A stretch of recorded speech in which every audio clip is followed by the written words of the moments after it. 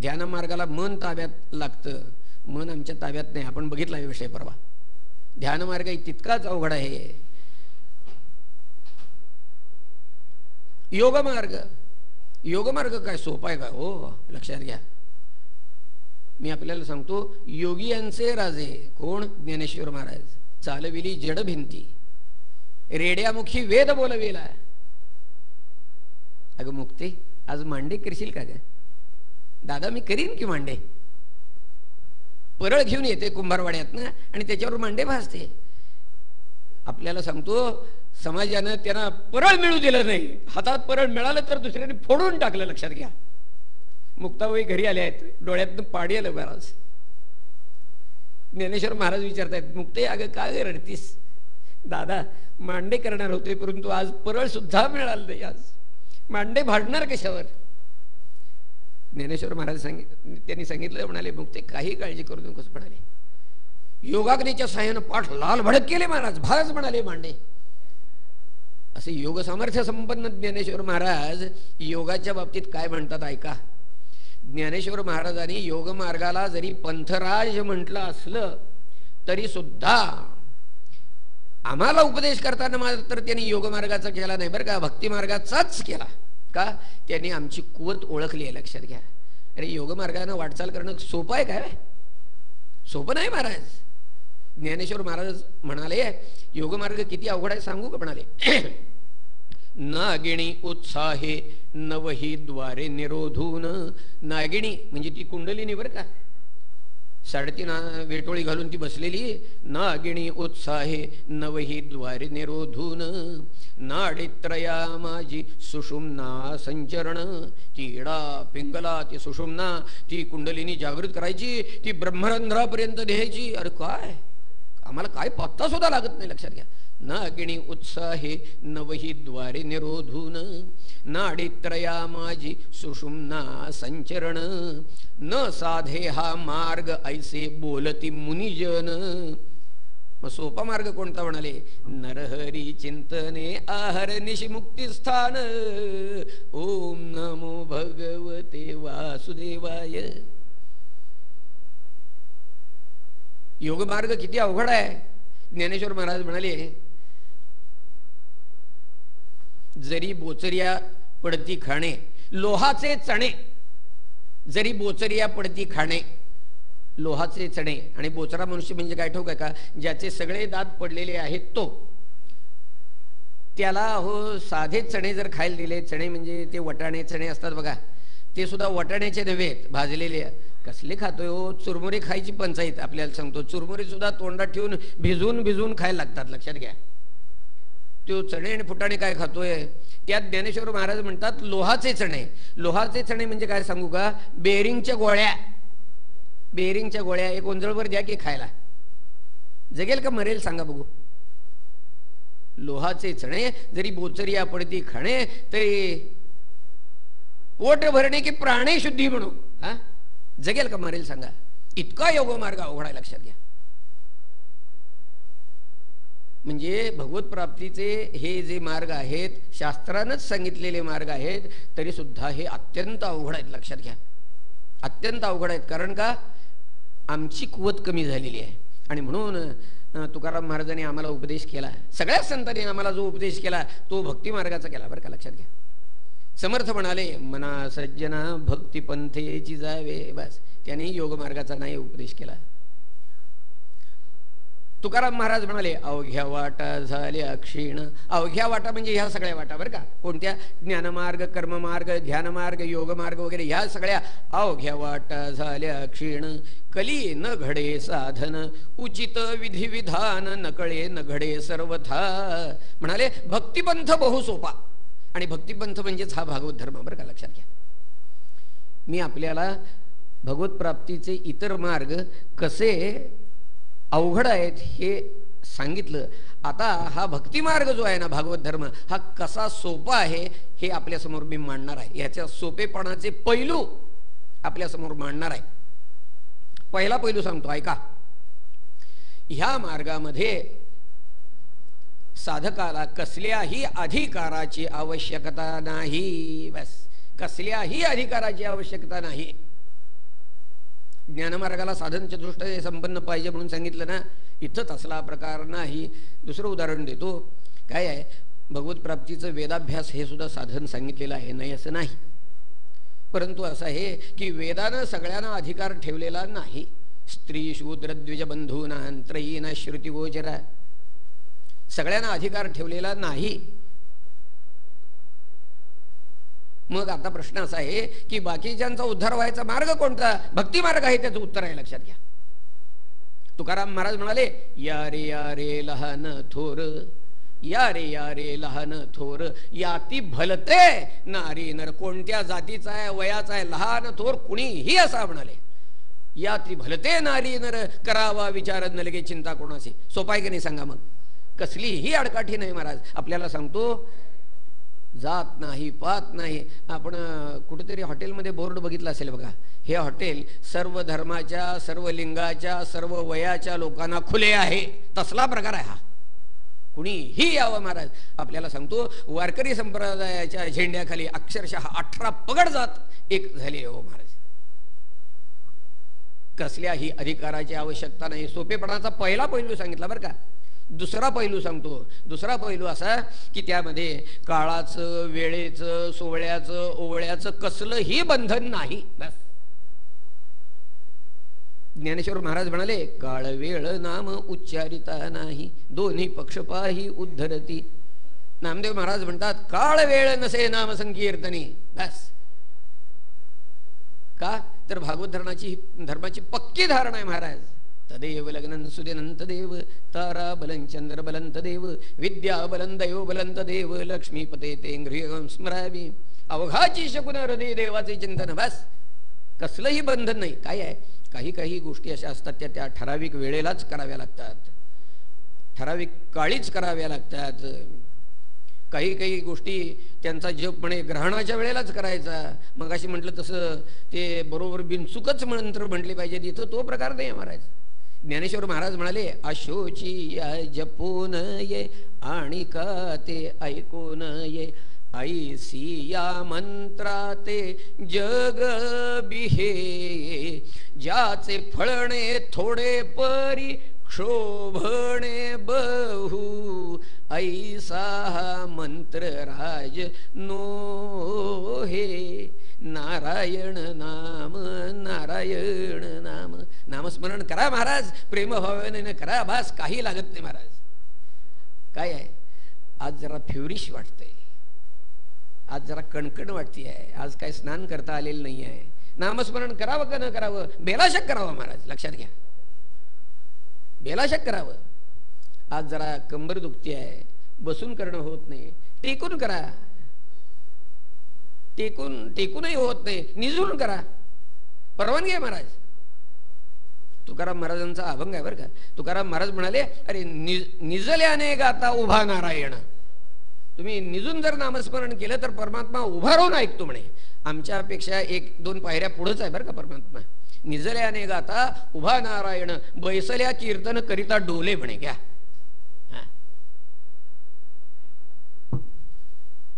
तेव्हा कसलंही बंधन नाही महाराज. काळाचं, वेळेचं, सोहळ्याचं, ओळ्याचं कसलंही सोपेपणा आहे का नाही सांगा. तिसरा मुद्दा, ह्या मार्गाच्या आचरणासाठी 2 पैसे सुद्धा खर्च करावे लागत नाहीत. नाम घेता न लगे मोल, नाम मंत्र नाही खोल. 2 पैसे सुद्धा खर्च करा. परमार्थाची इतर साधनं आहेत, त्याला पैसे लागतात का नाही सांगा मला. तीर्थयात्रा करायच्या आहेत, बिन पैशाचं काम होतं का? यज्ञ करायचे आहेत, बिन पैशाचे होतात का? दानधर्म करायचा आहे, बिन पैशाचं होतो का? अन्नसंतर्पण करायचंय, बिन पैशाचं होतं का? परंतु नामस्मरणासाठी काय लागतं हो? 2 अक्षरांचे काम उच्चारावे. राम राम. नवेचे कदा ग्रंथीचे अर्थ काही. ग्रंथीचे अर्थ म्हणजे धोत्राला इथं गाठ मारलेली असते ना, इथं कन्वर्टीला लावलेले पैसे, त्याला ग्रंथीचे अर्थ म्हणायचं. नवेचे कदा ग्रंथीचे अर्थ काही. 1 पैसा खर्च करावा लागत नाही महाराज. तुकाराम महाराज म्हणाले, अरे सुखाचे फुकाचे काही नवेचे भांडार, सुखाचे फुकाचे काही नवेचे भांडार, आणि कोटी यज्ञा परिस तुका म्हणे हेची सार, हेची साधन रे तुझ सकळ सिद्धीचे, नाम उच्चारी रे गोपाळाचे वाचे, गोविंदाचे वाचे, हेची साधन रे तुझ सकळ सिद्धीचे. सुखाचे फुकाचे काही नवेचे भांडार, सुखाचंही आहे आणि फुकाचंही आहे. लक्षात घ्या.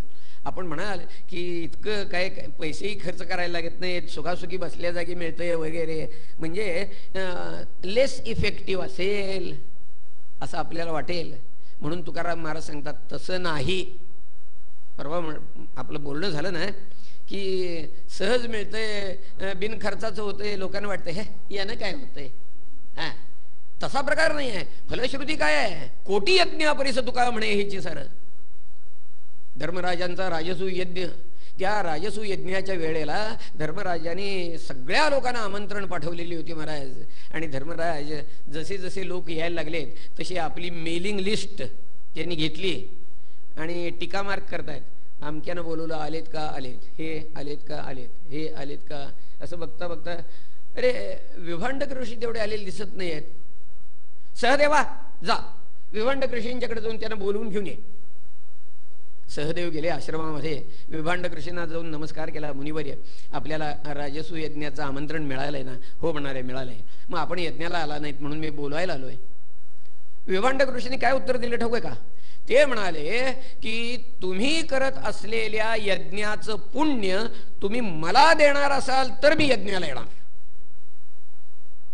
सहदेव घोटाळ्यात पडले, तर काय उत्तर द्यावं समजत नाही. हो, आम्ही करत असलेल्या यज्ञाचं पुण्य तुम्हाला जर द्यायचं असेल तर आम्ही यज्ञ कशासाठी करायचा. मग त्याला उत्तर सुचलं नाही. परत आला. नकुलाची तीच तऱ्हा, अर्जुनाची तीच तऱ्हा, भीमसेनांची तीच तऱ्हा. दरवेळेला प्रत्येक वेळेला ते सांगतायत. म्हणाले तुम्ही करत असलेल्या यज्ञाचं पुण्य तुम्ही मला देणार असाल तर मी यज्ञाला येणार. काय उत्तर द्यावं सुचत नाही महाराज. हे पाची भाऊ एकत्र चर्चा करतायत, चिंताक्रांत आहेत, कपाळावर आठी आहे. काय 5 मिनिटं 10 मिनिटं चर्चा झाली असेल त्यांची, मार्ग सापडलेला नाही. द्रौपदीनं बघितलं, म्हणाले अहो मी मगाचपासून बघते तुम्ही काय कुजबूज चालली आहे, काय चर्चा चालली आहे, चेहऱ्यावर चिंतेची छटा का दिसते तुमच्या. तिनं विचारलं. धर्मराज म्हणतात अगं काय झालं ठाऊक आहे का, ते विभांडक ऋषी यज्ञाला येत नाहीयेत. यज्ञाला येत नाहीत. काय येत नाहीयेत तर ते म्हणतायत की तुम्ही करत असलेल्या यज्ञाचं पुण्य तुम्ही मला देणार असाल तर मी यज्ञाला येणार. द्रौपदीने विचारलं हेच कारण आहे का. हो म्हणाले. कशावरनं. 4 जण जाऊन आले. दरवेळेला त्याने हे सांगितलं. द्रौपदी म्हणाली मी जाऊन बोलवून घेऊन येते बरं का, मी जाऊन घेऊन येते म्हणाली बोलवून. आणि मी आपल्याला सांगतो द्रौपदी घरातनं बाहेर पडली, विभांडक ऋषींच्या आश्रमापर्यंत गेली. परंतु लक्षात घ्या जाताना पावलोपावली भगवंताचं नामस्मरण चाललंय महाराज. कृष्ण कृष्ण जय, कृष्ण कृष्ण जय, कृष्ण कृष्ण जय नामस्मरण करत आश्रमामध्ये आली आहे. विभांडक ऋषींच्या पायावर डोकं ठेवून नमस्कार केला. मुनिवर्य आपण यज्ञाला येणार नाही का. ते म्हणाले अरे पुन्हा पुन्हा काय सांगायचं. म्हणाले तुम्ही करत असलेल्या यज्ञाचं पुण्य तुम्ही मला देणार असाल तर मी यज्ञाला येणार. द्रौपदीनं विचारलं मुनिवर्य आपल्याला किती राजसूय यज्ञांचं पुण्य पाहिजे तेवढं सांगा. किती राजसूय यज्ञांचं. तुम्ही एकच करणार आहे ना म्हणाले. तिनं सांगितलं अहो तो सोडून द्या म्हणाली यज्ञ, तो सोडून द्या म्हणाली. मग म्हणाली मी घर सोडल्यापासून आपल्या आश्रमापर्यंत येई तोपर्यंत पावलोपावली भगवंताचं नामस्मरण केलेलं आहे आणि प्रत्येक नामागणिक कोट्यवधी राजसूय यज्ञांचं पुण्य निर्माण झालेलं आहे. आपल्याला किती यज्ञांचं पुण्य पाहिजे बोला. मी आपल्याला सांगतो द्रौपदीच्या मुखातनं हे शब्द बाहेर पडले. त्यांना आपली चूक लक्षात आली. त्याने द्रौपदीच्या पायावर डोकं ठेवलं. चुकलं म्हणाले माझं. बस सुखाचे फुकाचे काही नवेचे भांडार, कोटी यज्ञा परिस तुका म्हणे हेची सार, हेची साधन रे तुझ सकळ सिद्धीचे. मी तिसरा पैलू सांगितला बरं का. काय तर या मार्गाच्या आचरणासाठी 2 पैसे सुद्धा खर्च होत नाहीत. पुढचा सोपेपणाचा पैलू सांगतो ऐका. पुढचा सोपेपणाचा पैलू असा आहे की या मार्गामध्ये कोणत्याही उपचाराचा आग्रह नाही. बस.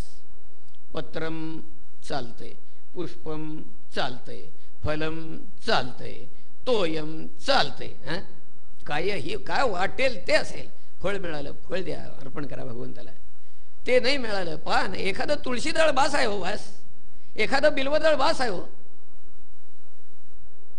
ज्ञानेश्वर महाराज म्हणाले की एक वेळ ऐसे ही घडे की जे पालाही परी न जोडे. म्हणजे तुळशीदळही वेळ प्रसंगी मिळणार नाही. एखाद्या वेळेस म्हणाले ते बिल्वदळही मिळणार नाही. पण म्हणाले उदकाचे तरी साकडे नव्हेल की. पाणी तरी भरपूर आहे ना. परंतु मी आपल्याला सांगतो की उन्हाळ्याच्या दिवसामध्ये आपल्याला आता हा अनुभव आहे, टँकरनं पाणी पुरवठा करावा लागतो. लक्षात घ्या. मग जिथं टँकरनं पाणी पुरवठा करावा लागतो, जिथं डोळ्याला लावायला सुद्धा पाणी मिळायचं अवघडून बसलंय, तिथं पाणी सुद्धा मिळत नाही. मग ज्ञानेश्वर महाराजांनी तेही सोडवून ठेवलंय. म्हणाले मी उपचारे कवणाही ना कळेगा. बस. कोणत्याही उपचाराचा आग्रह नाही महाराज. सोपे पण आहे की नाही सांगा. अंतरीची घेतो गोडी पाहे जोडी भावाची, देव सोयरा देव सोयरा देव सोयरा जीनांचा. अंतरंगामध्ये आमच्या प्रेम किती आहे एवढंच तो बघतो, काय दिलंय बघतच नाही महाराज. सोपा आहे की नाही. पत्रम पुष्पम फलं तोयम यो मे भक्त्या प्रयच्छति तदहम भक्त्योपरोत्तमश्नामी प्रयतात्मना. सोपा आहे की नाही सांगा. मग सोपेपणाचा पुढचा पैलू सांगतो. मी पहिल्यांदा सुरुवातीला बोलताना असं बोललो की या मार्गाच्या आचरणासाठी कोणत्याही अधिकाराची आवश्यकता नाही. आता काय सांगतोय ऐका. अधिकार राहायला बाजूला, परंतु या मार्गाच्या आचरणाला कुणालाही प्रतिबंध नाही. पापी असला तरी सुद्धा, मी सांगत नाही आहे, भगवान सांगतात, अपिचेत सुदुराचारू भजते माम अनन्य भाग. नुसतं दुराचारो म्हटलेलं नाही, सुदुराचारो म्हटलेलं आहे. लक्षात घ्या. कितीही पापी असावा महाराज, कितीही पापी असला तरी सुद्धा त्याला मज्जाव नाही बरं का. नामदेव महाराजांनी उदाहरण दिलं. अरे वाल्या कोळी महापातकी भूमंडळी, वाल्या कोळी महापातकी भूमंडळी, त्याने अपसव्ये वाजविली टाळी, पण नामस्मरता पातकांची झाली होळी, रसने रंगे या राघवाचे नामी. अहो वाल्यानं किती माणसं मारावीत. 7 रांजण शाळीग्रामानं भरतील एवढी माणसं मारली ती, एवढे वैष्णव मारले ते. लक्षात घ्या. सामान्य माणसं किती मारली असतील विचार करा. तर काय करायचा, सरसकट माणसं मारायचाच. एखादा वैष्णव गाठ पडला, काढ सोनं नाणं, तो द्यायचा. पैसा अडका काढ द्यायचा. सगळं त्याची झडती घ्यायचा. परंतु त्या वैष्णवाजवळ त्या समळीमध्ये शाळीग्राम असायचा. आण रे ते काय आहे ते, तो तेवढा मात्र द्यायचा नाही बरं का. तो वैष्णव, अहो त्याचा देव आहे तो महाराज, तो द्यायचा नाही. ह्याला वाटायचं अरे हा सोनं नाणं देतोय, पैसा अडका देतोय, आणि हा दगड का देत नाही. त्या अर्थी हा दगड काहीतरी मूल्यवान असला पाहिजे. त्याचं मूल्य आज जरी नाही कळलं तरी उद्या कळेल, उद्या नाही कळलं परवा कळेल. टाकून कशाला द्या. म्हणून तो शाळीग्राम घरात आणून रांजणात टाकायचा. म्हणे असे 7 रांजण शाळीग्रामानं भरले ते. इतके वैष्णव मारले ते. सामान्य माणसं किती मारली असतील कल्पना करा. म्हणून महापापी शब्द वापरलाय. वाल्या कोळी महापातकी भूमंडळी.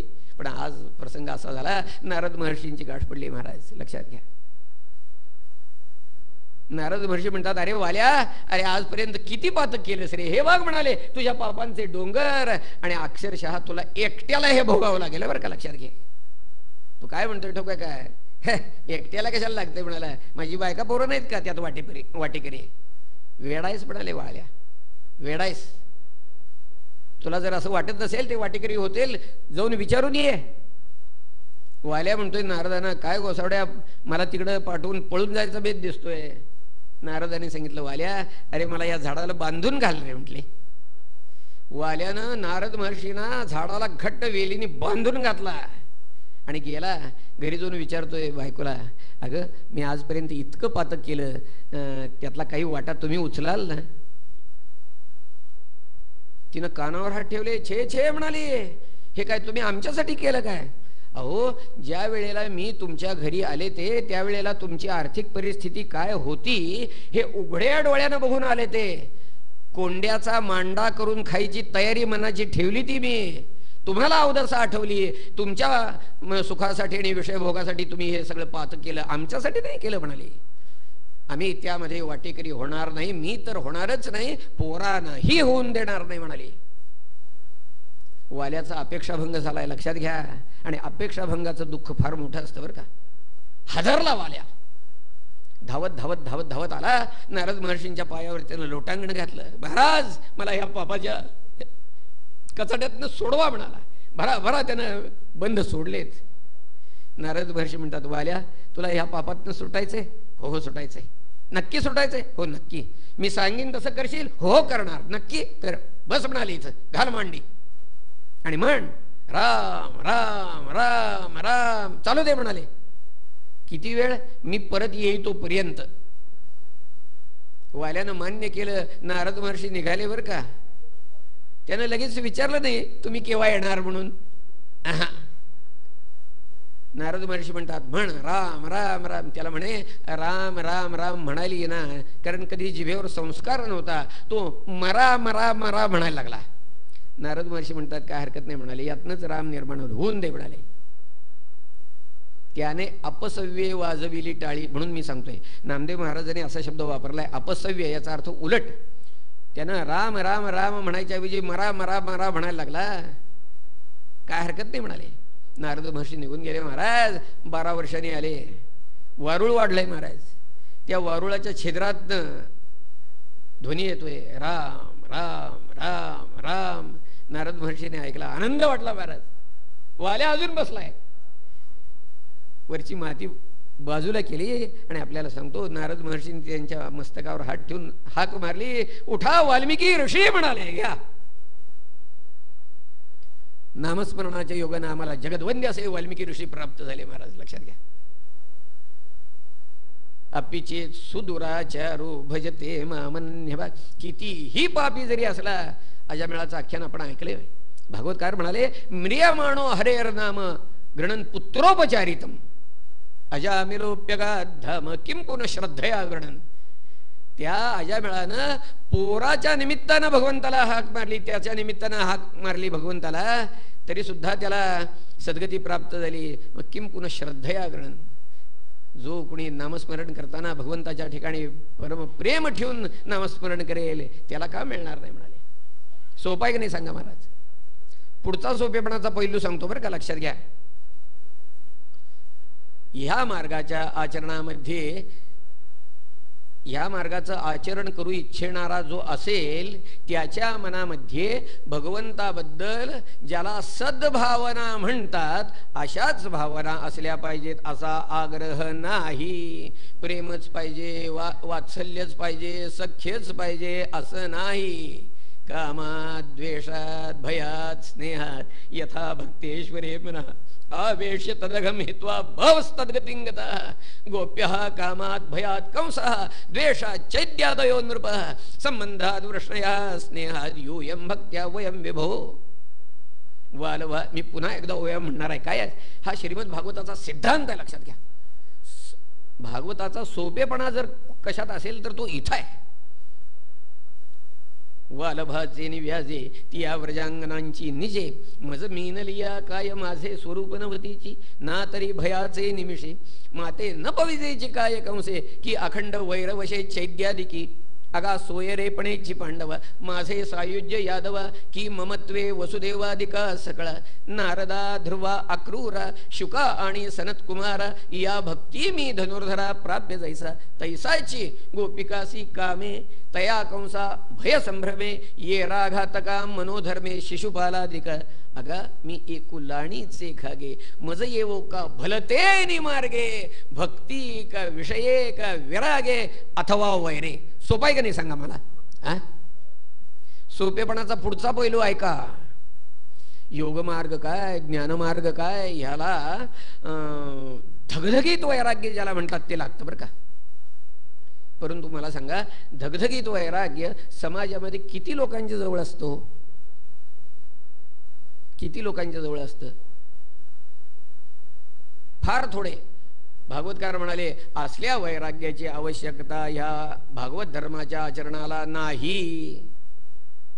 भागवतकारांनी असं म्हटलंय, न निर्विण्णः न अतिसक्त भक्तियोगोस्य सिद्धिदा, बस.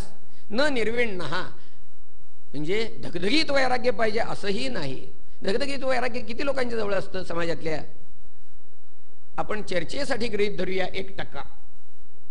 1% याचा अर्थ काय झाला? दर 100 माणसामागं एक मनुष्य धगधगीत वैराग्याचा असतो असं असत नाही. अक्षरशः कोट्यवधी माणसामध्ये एखादा निघाला तर निघतो, लक्षात घ्या.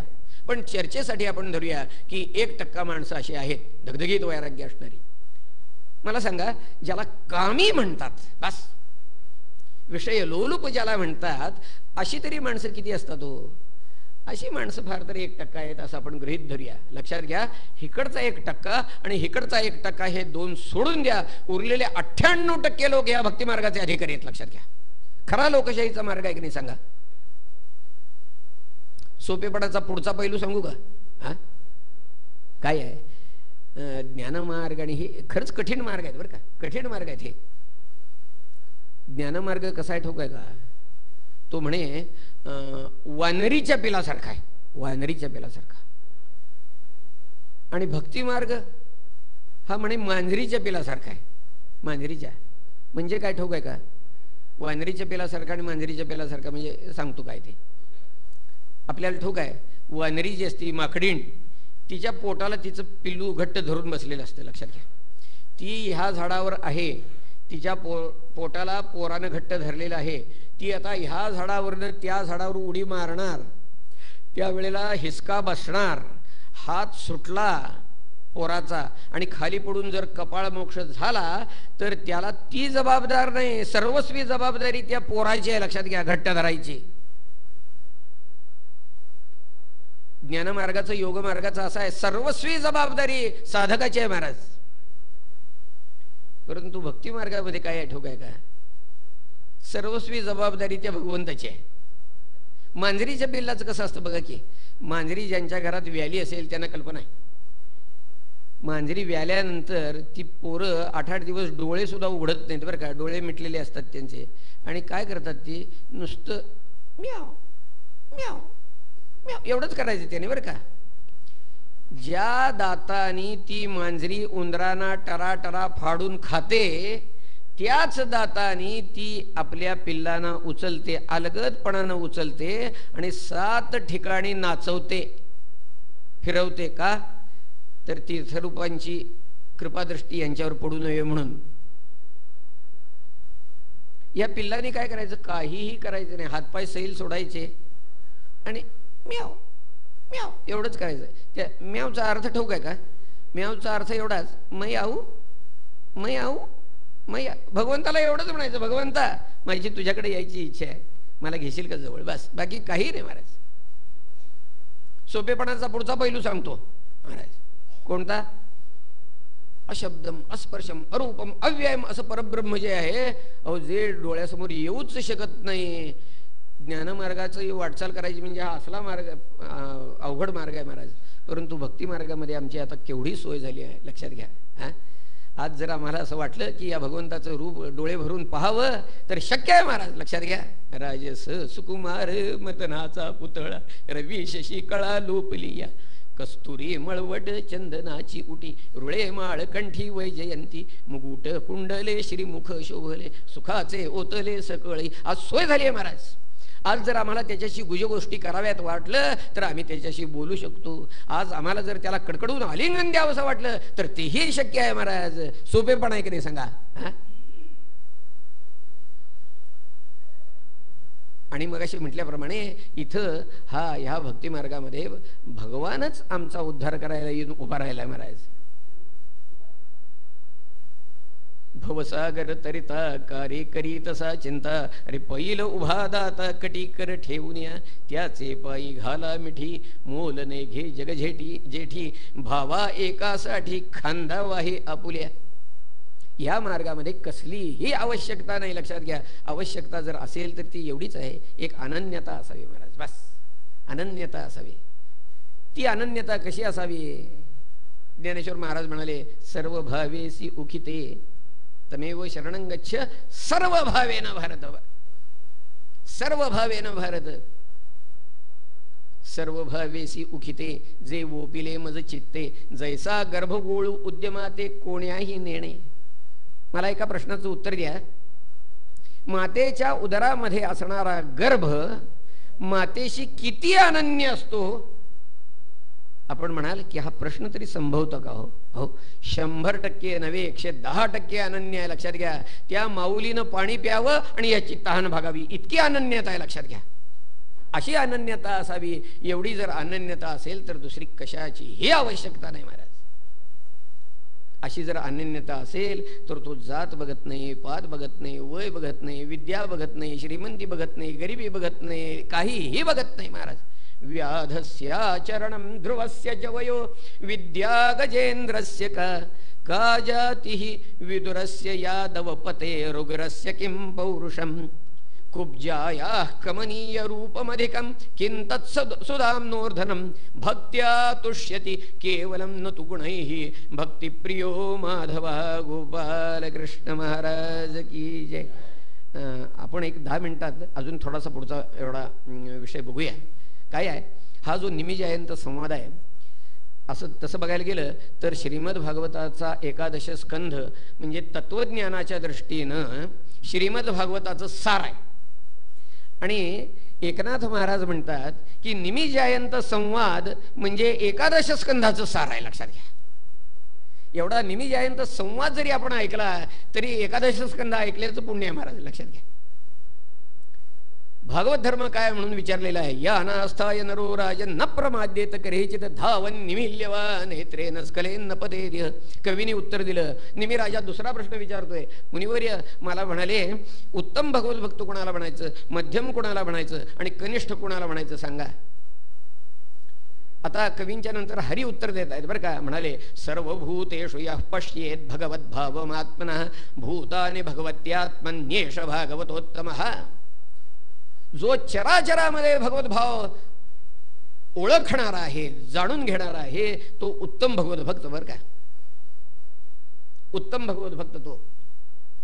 वासुदेव सर्वमिती स महात्मा सुदुर्लभा. ज्ञानेश्वर महाराज म्हणाले वासुदेव सर्वमिती. हे समस्त ही श्री वासुदेव. ज्ञानेश्वर महाराज म्हणाले हे समस्त ही श्री वासुदेव ऐसा प्रतीती रसाचा ओतला भावो तो भक्ता माझी रावो आणि ज्ञानी या तोची म्हणाले. बस. आणि काय सुंदर उदाहरण दिलंय ज्ञानेश्वर महाराजांनी. मी आपल्याला सांगतो. एक घागर आहे ती पाण्यानं भरलेली आहे आणि पाण्याच्या हौदामध्ये बुडवली आहे. लक्षात घ्या. तर त्या घागरीला जसं अंतर्बाह्य पाणीच आहे तसं ज्याला चराचरामध्ये परमात्मा अंतर्बाह्य आहे. मी अजून थोडीशी त्यात भर घालतो. ती घागर सुद्धा तांब्याची किंवा पत्र्याची मातीची नाही आहे तर ती बर्फाची घागर केली अशी कल्पना करा. हा, बर्फाची कोरून घागर केली आहे. ती पाण्यानं भरली आहे आणि पाण्याच्या हौदात बुडवली आहे. आता सांगा बघू त्या घागरीच्या अंतर्बाह्य पाणी कसं आहे? तसं परमात्मा चराचरामध्ये व्यापून राहिलेला आहे. अशी ज्याची अनुभूती आहे तो उत्तम भगवत भक्त बरं का. वासुदेव समेत सर्वमिती स महात्मा सुदुर्लभ. त्याला उत्तम भगवत भक्त म्हणायचं. सर्वभूतेषु यः पश्येत भगवद्भावमात्मनः भूतानि भगवत्यात्मन्येष भागवतोत्तमः. मध्यम भगवत भक्त कोणाला म्हणायचं? उत्तर देतात. म्हणाले ईश्वरे तदधीनेषु बालिशेषु द्विषत्सुच. वर्गीकरण केले बरं का. ईश्वरे तदधीनेषु बालिशेषु द्विषत्सुच. प्रेम अनुक्रमे. ईश्वरे प्रेम, तदधीनेषु मैत्री. प्रेम, मैत्री, कृपा, उपेक्षा यः करोति स मध्यमः. त्याच्याजवळ वर्गीकरण आहे. ईश्वरे म्हणजे ईश्वराच्या ठिकाणी, तदधीनेषु म्हणजे त्याचे जे भक्त आहेत त्यांच्या ठिकाणी, बालिशेषु अज्ञानी लोक आहेत आणि द्विषत्सुच द्वेष करणारे जे लोक आहेत असं वर्गीकरण त्यांच्या बाबतीमध्ये प्रेम, मैत्री, कृपा आणि उपेक्षा अनुक्रमे जो बाळगतो तो मध्यम प्रकारचा भगवत भक्त आहे. आणि कनिष्ठ कोणाला म्हणायचं सांगू? अर्चायाम एव हरये पूजाय श्रद्धये हते न तद्भक्तेषु चान्येषु सभक्त प्राकृत स्मृतः. अर्चायाम एव हरये. तो फक्त मूर्तीतच देव आहे असं मानतो. तो कनिष्ठ भगवत भक्त बरं का. मूर्तीतच देव आहे. रस्त्यानं जर निघाला असेल, सिगरेट जर ओढत असेल, समोर जर भगवंताचं मंदिर आलं तर नमस्कार करताना तो सिगरेटचा हात असा मागं धरणार. का? देवासमोर कशी सिगरेट धरायची म्हणून तो मागं धरणार. मागं सैतानाचं राज्य आहे आणि मान खाली होईल. त्याला ठाऊक नाही, त्याची कल्पना फक्त मूर्तीतच देव आहे बस. याला कनिष्ठ म्हणायचं. आणि उत्तम भगवत भक्त जो असतो तो कसा असतो ते सांगितलंय महाराज. त्रिभुवन विभव हे तवेप्य कुंठ स्मृतिरजितात्म सुरादिभिर्विमृग्यात न चलती भगवत पदारविंदात लव निमेषार्धमपि यस्स वैष्णवाग्र्याः. बस. त्रिभुवनाचं वैभव पायाशी लोळण घेत आलं तरी सुद्धा त्रिभुवनाचं वैभव न पारमेष्ठ्यम न महेंद्रधिष्ण्यम न सार्वभौमम न रसाधिपत्यम न योग सिद्धी अपुनर्भवं वा. अपुनर्भव याचा अर्थ मोक्ष. अपुनर्भवं वा मयि अर्पितात्मा इच्छति मदविना अन्यत्. त्रिभुवनाचं वैभव जरी पायाशी लोळण घेत आलं तरी सुद्धा न चलती भगवत पदारविंदात लव निमिषार्धमपि. निमिष कशाला म्हणतात? आपण पापण्या मिटतो आणि उघडतो, याला जेवढा वेळ लागतो त्यातला सुद्धा अर्धाच म्हटलेला आहे. एवढा अत्यल्प वेळ सुद्धा ज्याचं चित्त भगवत पदकमलापासून बाजूला होत नाही तो उत्तम भगवत भक्त आहे बरं का. नामदेव महाराज म्हणाले, भगवंता अरे तुझी या चरणीचे तुटता अनुसंधान जाईल माझा प्राण येच क्षणी. बस. तुकाराम महाराज म्हणाले, जीवना वेगळी मासोळी तुका तैसा तळमळी. याला उत्तम भगवत भक्त म्हणायचं. पुढचा प्रश्न विचारलाय तो म्हणतो, माया कशाला म्हणायचं सांगा. चतुश्लोकी भागवतातला दुसरा श्लोक. ऋतेर्थम यत् प्रतीयेत न प्रतीयेत चात्मनि तद्विद्यादात्मनो मायाम यथा भासो यथा तमः. माया कशाला म्हणायचं सांगू का. वस्तुतः तत्वतः हा सारा प्रपंच मिथ्या असताना आम्हाला तो खरा भासतो. पुन्हा सांगतो ऐका. हा सगळा प्रपंच, सृष्टी प्रपंच मिथ्या असताना आम्हाला तो खरा भासतो. तो ज्या कारणानं खरा भासतो त्या कारणाला माया म्हटलेला आहे. ज्या कारणानं हा खरा भासतो त्या कारणाला माया म्हटलेला आहे. पुढचा साहजिक प्रश्न त्याने विचारला की म्हणाला, ही माया तरुण जायचा उपाय तेवढा सांगा. आणि उत्तर दिलं. म्हणाले सोपं आहे. म्हणाले काय करायचं ठाऊक आहे का. ही माया कुणाची आहे. अहो ही भगवंताची माया आहे. दैवी एषा गुणमयी मम माया दुरत्यया. मम माया. माया कुणाची आहे. भगवंताची आहे.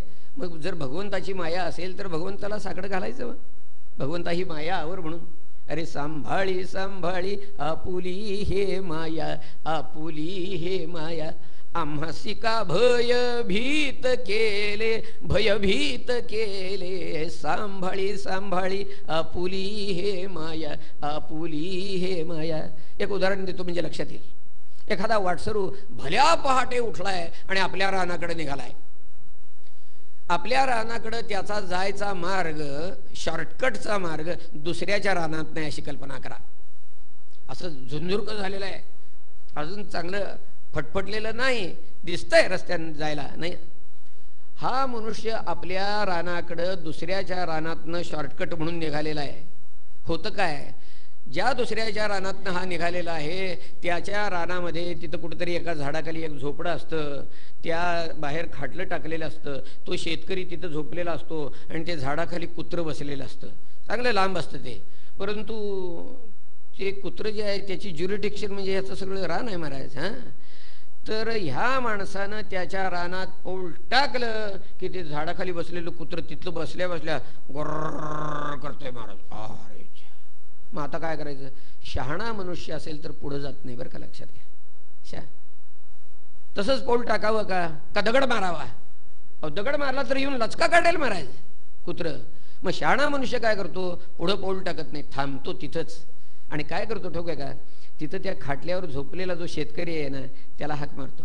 अहो शेतकरी दादा, शेतकरी दादा, जरा आम्ही तुमच्या रानातनं चाललो आहे पण ते कुत्रं तुमचं आम्हाला काही जाऊ देत नाही आहे, जरा आवरा की हो तुमचं कुत्रं. मग तो शेतकरी जागा होतो आणि काय करतो, उठतो, त्या कुत्र्याला साखळीनं बांधून घालतो. असं करतो छे जे.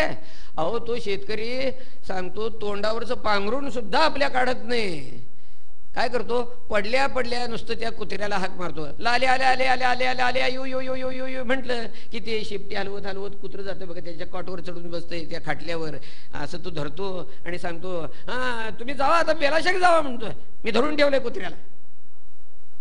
निर्भय होऊन हा निघून जातो. तसा प्रकार आहे महाराज. ही माया म्हणजे भगवंताचं कुत्रं आहे, लक्षात घ्या. भगवंताला विनंती करावी महाराज, अरे सांभाळी सांभाळी आपुली हे माया, आपुली हे माया. भगवंताला शरणागती करावी. केव्हा किंवा काय, भगवद्रूप असणारे जे सत्पुरुष संत आहेत, सद्गुरू आहेत, त्यांना शरणागती करावी. सद्गुरू कसे असावेत ते सांगितले भागवतकारांनी. म्हणाले कसे असावेत, तर म्हणाले शाब्दे परेच निष्णातम. बस, शाब्दे परेच निष्णातन, शब्दज्ञानातही पारंगत असावा गुरु, आणि परतत्वाचा साक्षात अनुभव घेतलेला असावा. नुसताच शब्दज्ञानी असून उपयोगी नाही, शब्दज्ञानी ही पाहिजे आणि परतत्वाचा अनुभव घेतलेलाही पाहिजे. परतत्वाचा जर अनुभव नसेल तर मग काय उपयोग आहे हो. शिकल्या बोलांचे सांगतील वाद, अनुभव भेद नाही कोणा. शब्देची करून बोलता ती ब्रह्म, काय उपयोग नाही त्याचा म्हणाले. अडातच जर नसेल तर पोऱ्यात येईल कुठलं. म्हणून गुरु कसा असावा, परतत्वाचा साक्षात अनुभव घेतलेला आणि शब्दज्ञानामध्ये पारंगत असणारा. शब्दज्ञानात पारंगत का असावा, तर शिष्याच्या शंका कुशंकांचं योग्य रीतीनं त्याला निरसन करता यायला पाहिजे. परंतु लोक नुसतेच शब्दज्ञानी असतात, परतत्वाचा अनुभव नसतो. असले जे लोक आहेत त्यांना एकनाथ महाराजांनी उदाहरण काय दिले ठाऊक आहे का. म्हणाले, जेवी उसा गुळाचा घाणा, उसा गुळाचा घाणा, तोंडीचा रस भरे भाणा, शब्द चोपटे करोनी वदना भरोनी वदना, करीतू परिभ्रमणा कर करीतू. उसा गुळाचा घाणा, उसाच्या रसाचा जुना घाणा डोळ्यासमोर आणा. जुन्या लोकांना ठाऊक आहेत, हल्लीच्या नवीन लोकांना ठाऊक नाही. हल्लीचा नवीन घाणा कसा असतो, 2 लोखंडी सिलेंडर, त्याला कडेनं दातेरी चाकं असतात. ते 2 सिलेंडर एकमेकामध्ये असे बसवलेले असतात, ती दातेरी चाकं एकमेकात अडकून, आणि ते साडगं सगळं असं एका लोखंडी फ्रेममध्ये बसवलेलं असतं. त्याला एक मोटर जोडलेली असती, बाजूला एक खुळखळाला लावलेला असतो. बटन दाबलं की ती मोटर फिरायला लागते आणि पट्ट्याच्या योगाने 2 सिलेंडर उलट सुलट फिरायला लागतात. तिकडं ते घुंगरू वाजायला लागतं, खुळकुळ खुळकुळ खुळकुळ खुळकुळ खुळकुळ. ते फिरायला लागले की त्यामध्ये तो ऊस दाबा मोडून घालतात, चळा चळा चळा रस सुटतो. हा हल्लीचा घाणा. पण मागचा जुना घाणा लक्षात आणा. जुना घाणा ज्यांनी बघितलाय त्यांना लक्षात येईल बरं का हा दृष्टांत कसा आहे तो. पूर्वी घाणे कसे असायचे, आमच्या लहानपणी तसे होते, आम्ही बघितलेले. लाकडाचे 2 मोठे उभे ओंडके, त्यांना उलट चांगले सिलेंड्रिकल बरं का, आणि त्यांना उलट सुलट पेच पाडलेले असतात, आणि ते दोन्ही ओंडके असे एकात एक बसवून ते साडगं असं एका खड्ड्यामध्ये बसवलेलं असतं. लाकडी फ्रेम करून पक्क केलेलं असतं, आणि तिथनं एक असा लांब बांबू काढायचा आणि मग त्याला ते रेडा म्हैस किंवा बैल काहीतरी जुंपायचं त्याला. तुम्ही घाण्यामध्ये जाऊन जर सांगितलं 2 ग्लास रस असं म्हटलं की मग तो काय करतो, लगेच ऊस 2 घेतो, असे मोडतो, आणि तो घाण्याचा मालक जो असतो तो खाली त्या साडग्याच्या तिथं जातो, आणि ते जे 2 सिलेंडर असतात त्याच्या सांदरीमध्ये हे मोडलेले ऊस घालतो, आणि ऊस तिथं धरून रेड्याला हल्या चक चक चक चक चक चक करतो की रेडा तो फिरायला लागतो बघा. आणि काय मंजूळ आवाज येतो, तुम्ही ऐकला असेल तुम्ही. कर इतका आवाज येतो, आपलं आपल्याला बोललेलं ऐकायला येत नाही, दुसऱ्याचं काय येईल आपल्याला ऐकायला. ते उदाहरण इथं दिलंय, कसं लागू पडतंय सांगतो.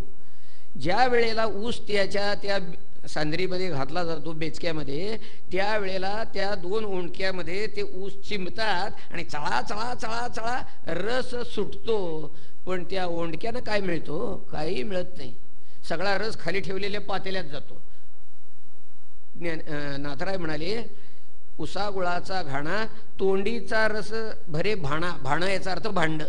त्या भांड्यात जातो, आणि ह्याच्या वाटणीला काय म्हणाले, शब्द चोपटे भरोनी वदना, करीतू परिभ्रमणा कर करीतू. बस, या घाण्याच्या वाट्याला नुसतं पाचटच हो, रस सगळा खाली. तेव्हा असं असू नये सांगितलंय. त्यानंतर परब्रह्माचं स्वरूप कसं, पुढचा प्रश्न विचारलाय. स्थित्युद्भव प्रलय हेतु हेतुरस्य यत स्वप्न जागर सुषुप्तेषु सद्बहिश्च देहेंद्रिया हृदया निचरन्ति येन संजीवितानि तदव्ययी परनरेंद्र. परब्रह्माचं स्वरूप कसं आहे ते सांगितलं. म्हणाले स्थिती उद्भव या सृष्टीची उत्पत्ती स्थिती लय करणार आणि जागृती स्वप्न सुषुप्ती या तीनही अवस्थांचा साक्षी असणारा जो आहे ते परब्रह्माचं स्वरूप आहे म्हणून सांगितलंय. असो, अशा रीतीनं हा सगळा विषय इथं सांगितलेला आहे. आणखी काही प्रश्न विचारलेले आहेत. अशा रीतीनं हा सगळा निमिजयंत संवाद म्हणजे मी मगाशी म्हटल्याप्रमाणे तत्वज्ञानाच्या दृष्टीनं 11 स्कंधाची समरी बरं का, लक्षात घ्या,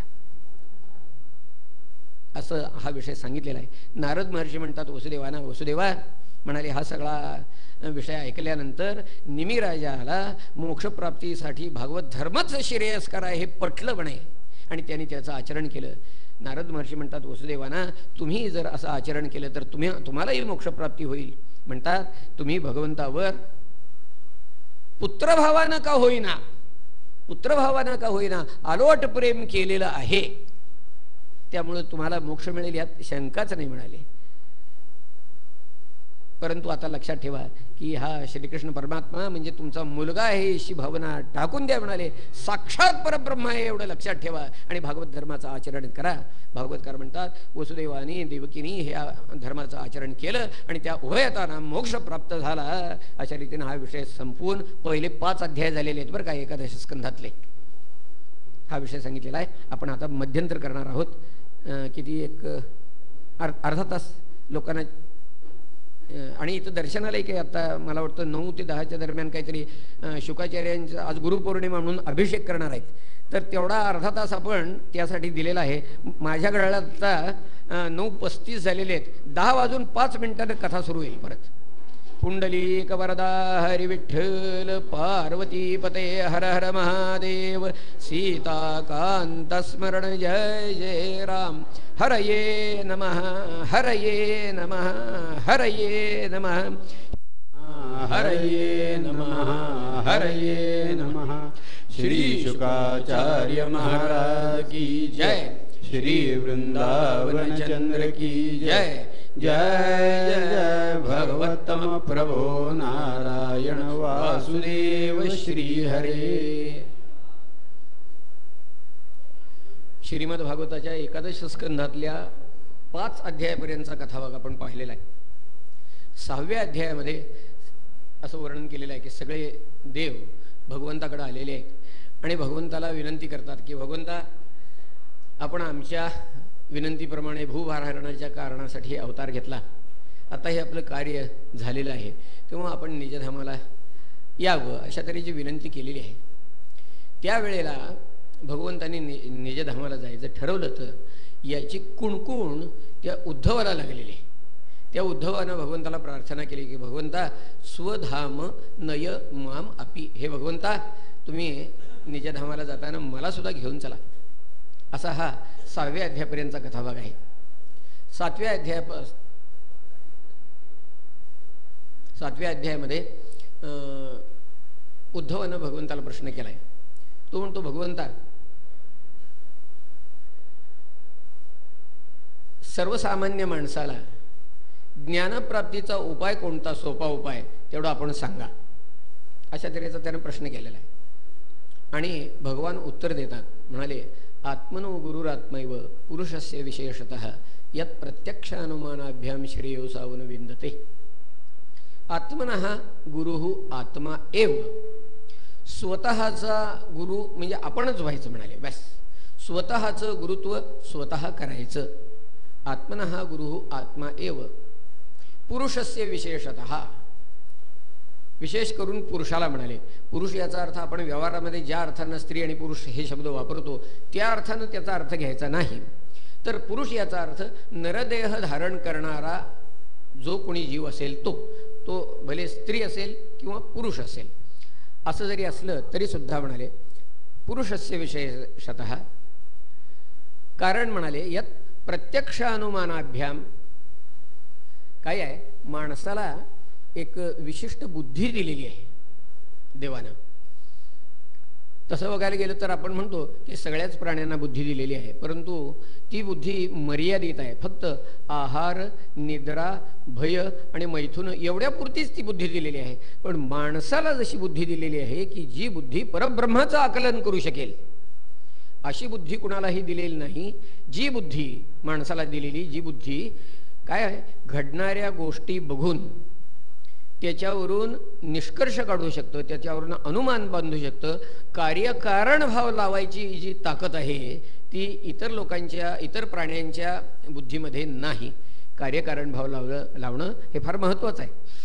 आणि म्हणून म्हटलंय यात प्रत्यक्ष अनुमानाभ्याम श्रेयोसावनुविंदते, म्हणजे मनुष्य हा अशा तऱ्हेच्या बुद्धीच्या योगानं प्रत्यक्ष घडणाऱ्या गोष्टी त्याच्यावरून अनुमान बांधून, त्याच्यावरून निष्कर्ष काढून, त्याचा कार्यकारण भाव लावून स्वतःच्या श्रेयाचा मार्ग ठरवू शकतो.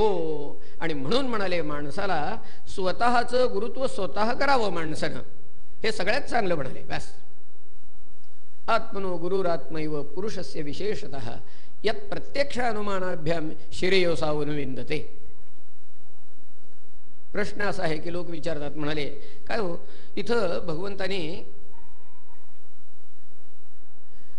स्वतःचं गुरुत्व स्वतः करावं म्हणून सांगितलेलं आहे, पण आम्ही तर असं ऐकलंय की परमार्थामध्ये गुरुशिवाय सत ना गत असं आम्ही ऐकलंय.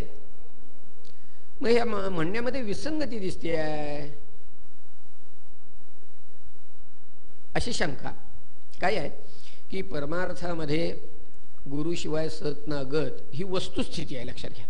माणसानं स्वतःचा कितीही अभ्यास करावा, कितीही साधना करावी, काही जरी केलं असलं तरी सुद्धा ज्याला व्यवहारामध्ये आपण फिनिशिंग टच म्हणतो, तो फिनिशिंग टच देण्यासाठी का होईना गुरूंची आवश्यकता आहेच. ज्ञानेश्वर महाराजांनी उदाहरण दिले, म्हणाले माळी वर्षभर बागेमध्ये जरी राबला तरी फलेसी तैची भेटी जै वसंतू पावे. बस फलेसी तैची भेटी जै वसंतू पावे. जी बन करू जीवेची झाडेसाठी, जीवेसाठी पाडून या जन्मे काढी आटी, परी फळेसी तैची भेटी जै वसंतू पावे. तसा आहे, माणसानं कितीही अभ्यास केला, साधना केली तरी सुद्धा शेवटी फिनिशिंग टच देण्यासाठी गुरु लागतोच. आणि एक लक्षात घ्या की व्यवहारातल्या साध्या साध्या गोष्टी शिकायच्या म्हटलं तर गुरु लागतो का नाही सांगा. मग जी अध्यात्मविद्या म्हणून जिचं वर्णन केलेलं आहे, अध्यात्मविद्या विद्यानाम, ती विद्या शिकण्यासाठी गुरु लागणार हे ठरलेलंच आहे. व्यवहारातल्या साध्या गोष्टी शिकताना आपल्याला गुरु लागतो का नाही सांगा. हार्मोनियम वाजवायला शिकायची आहे, गुरु लागतो का नाही. लागतो. तबला वाजवायला शिकायचं आहे, गुरु लागतो का नाही. लागतो. अहो बाजारात पुस्तकं मिळतात, मग गुरु काय करायचं आहे. अहो असं नाही, गुरुशिवाय भागत नाही. बाजारामध्ये तबला कसा वाजवायचा याची पुस्तकं मिळतात. लोकांना अगदी बेसिक नॉलेज द्यायला पाहिजे, तबला कशाला म्हणायला पाहिजे, डग्गा कशाला म्हणतात वगैरे हे सगळं कळावं यासाठी त्यात चित्रसुद्धा दिलेली असतात. ह्याला डग्ग्याचं चित्र काढलेलं असतं, त्याला डग्गा म्हणायचं, इकडं तबला म्हणायचं. तबल्याला त्या वाद्या लावलेल्या असतात, त्याला बाण मारून ह्याला वादी, तो खाली लाकडी ठोकळे बसवलेले असतात, त्याला गठ्ठा, वरनं ती अशी वेणी घातलेली असते त्याला गजरा म्हणतात. वरच्या बाजूला खाली असा काळा स्पॉट असतो मोठाच्या मोठा, त्याला बाण मारून याला शई म्हणतात. तो पांढरा भाग कडेचा असतो त्याला चाट म्हण. हे सगळं चित्र काढून दाखवलेलं असतं. आणि मग ना कसा वाजवायचा त्याचंही चित्र काढून दाखवलेलं असतं. ते दोन बोटं अशी त्या इकडच्या बाजूला चाटीवर ठेवायची, मधलं बोट न टेकवता डाव्या ह्या तर्जनीच्या ह्या इकडच्या बोटानं त्या चाटेवर असा आघात करावा असं लिहिलेलं असतं त्याच्यात. ना कसा वाजवायचा, असा आघात करावा. अरे आघात करावा इतकं लिहिलं ठीक आहे, पण आवाज कसा निघाला पाहिजे हे ते चित्रात दाखवायला येत नाही. त्याला गुरुच पाहिजे, लक्षात घ्या. साधं कपडे शिवायला शिकायचं, गुरु लागतो की नाही सांगा. कटिंग कसं करायचं, फिटिंग कसं करायचं. मला एक शिंपी सांगत होता, म्हणाला कटिंग जरी उत्तम करता आलं आणि जर त्याला फिटिंग येत नसेल तर कसले बेंगरूळ कपडे दिसतात म्हटलं. म्हणजे फिटिंगही तितकंच महत्वाचं आहे, कटिंगही तितकं. गुरु लागतो, लक्षात घ्या. गुरुशिवाय सहत्नागत ही वस्तुस्थिती आहे. साध्या व्यावहारिक विद्या शिकण्यासाठी जर गुरु लागतो तर अध्यात्मविद्या विद्यानाम असं ज्या विद्येचं महत्त्व भगवान स्वतः सांगतात, ती विद्या शिकण्यासाठी गुरु लागणार ही वस्तुस्थिती आहे. मग आता प्रश्न असा आहे की गुरु जर लागतोच आहे तर स्वतःचं गुरुत्व स्वतः करायचं म्हणण्याला काय अर्थ आहे? गुरु जर लागतोच, मग एक प्रश्न असा विचारात घ्या की गुरु जर लागतोच असं जर म्हटलं तर प्रश्न असा आहे की आमचा परमार्थ परावलंबी झाला का काय? आमचा परमार्थ परावलंबी झाला का काय? कारण गुरु गाठ पडला नाही तर आमची प्रगती होणारच नाही. मग तसं नाही. मग काय करायचं तर साधकानं आपली पारमार्थिक भूमिका हळूहळू हळूहळू हळूहळू अशी वाढवत वाढवत एका विशिष्ट पातळीपर्यंत आणली की सद्गुरू त्याला उपदेश करण्यासाठी आपण होऊन येतात. लक्षात घ्या, सद्गुरू लागतात मान्य आहे, परंतु तोपर्यंत साधकानं गप बसायचं नाही. आपली पारमार्थिक पातळी त्यानं उन्नत अधिक उन्नत अधिक उन्नत अशी करत द्यायची. एक विशिष्ट पातळी त्यानं गाठली की सद्गुरू येतात. ऐसी कर्म साम्य दशा हो येथे वीरेशा श्री गुरु आपैसा भेटायचे का? आपण बघितलंय वैराग्याची एक विशिष्ट पातळी परीक्षित राजानं गाठली. शुकाचार्य त्याला उपदेश करण्यासाठी आपणहून आलेले आहेत. भगवत प्राप्तीचा दृढतम निश्चय ध्रुव बाळाचा बघितला, त्याला उपदेश करण्यासाठी नारद महर्षी आपणहून आलेले आहेत. तेव्हा आमचा परमार्थ तसा परावलंबी होत नाही. स्वावलंबन त्यातलं हे आहे की आम्ही आमची पारमार्थिक भूमिका हळूहळू हळूहळू वाढवत न्यायची. डोळे उघडे ठेवायचे, जगात घडणाऱ्या गोष्टी बघायच्या. यात प्रत्यक्ष अनुमानाभ्याम, त्याच्यावरनं अनुमान काढायचं, त्याच्यावरनं निष्कर्ष काढायचा, योग्य काय ते ठरवायचं, ते आपल्या आचरणात आणायचं. असं करत करत करत मला सांगा बघू, साधक कुणाला म्हणतात? तो साधक कुणाला म्हणायचं? भल्या पहाटे उठतोय, 4 वाजता उठतोय, किती थंडीचे दिवस असले तरी थंड पाण्यानं स्नान करतोय, देवासमोर बसतोय, इतक्या माळा ओढतोय, ह्याला साधक म्हणायचं का? नाही. लक्षात घ्या, तो हे जे काही करतोय ना तो त्याच्या साधनेचा एक भाग असेल, नाही असं नाही, पण ह्या एवढं करतोय म्हणजे तो साधक आहे असं म्हणायचं नाही. मग साधक कुणाला म्हणायचं? तर लक्षात ठेवा की जो परमार्थाला उपयोगी असणाऱ्या गोष्टी जिथून जिथून मिळतील त्या जो साधतो, साधणे म्हणजे मिळवणे बरं का. आपण म्हणतो बघा अमक्यानं ते तेवढं साधलं बरं का, म्हणजे काय, त्यानं ते मिळवलं. तेव्हा परमार्थाला उपयोगी असणाऱ्या गोष्टी तो जिथून जिथून साधता येतील म्हणजे मिळवता येतील, जिथून जिथून साधता येतील त्या साधणारा तो साधक. यासाठी ज्याला साधक व्हायचे, ज्याला उपासना करायची आहे, त्याला एक विशिष्ट दृष्टिकोन आपल्या डोळ्यासमोर ठेवावा लागतो. आणि तो दृष्टिकोन कोणता? तर तुकाराम महाराजांनी आपल्या अभंगात सांगितलं, म्हणाले उपदेश तो भलत्या हाती झाला चित्ती धरावा. बस, उपदेश तो भलत्या हाती, त्या भलत्याला अंडरलाईन करा बरं का, लक्षात घ्या. कुणीही असेल, लोक विचारतात भलत्यानं उपदेश करावा का म्हणून. एक लक्षात घ्या, भलत्यानं उपदेश करावा का न करावा हा त्याचा प्रश्न आहे, पण तो जर तुम्हाला उपयोगी असेल, परमार्थाला उपयोगी असेल तर तो तुम्ही स्वीकारावा हे त्याचं उत्तर आहे. भलता म्हणजे कुणीही असेल, लक्षात घ्या. देव असेल मान्य आहे, दानव असेल, मानव असेल, मानवामध्ये पुरुष असेल, स्त्री असेल, नवे नवे लहान मुलं असतील, भलते बरं का, कुणीही असू शकेल. लक्षात घ्या, मनुष्यच म्हणजे ब्राह्मणच पाहिजे असं नाही. ब्राह्मण असेल, क्षत्रिय असेल, वैश्य असेल, शूद्र असेल, नवे नवे चांडाळ असेल, तो सुद्धा उपदेश करू शकतो. लहान मुलं असतात तीही उपदेश करू शकतात. मनुष्य प्राणी पाहिजे असंही नाही. मग पशुपक्षी उपदेश करू शकतात, नवे नवे किडामुंगी उपदेश करू शकतात. जिवंत प्राणी पाहिजे असंही नाही, जड वस्तू उपदेश करू शकतात, नवे नवे घटना उपदेश करू शकतात घडलेल्या. म्हणून म्हटलंय प्रत्यक्ष अनुमानाभ्याम. घटना उपदेश करू शकतात. कुणीही उपदेश करेल, आपल्याला जर तो परमार्थाला उपयोगी असेल तर आपण घ्यावा.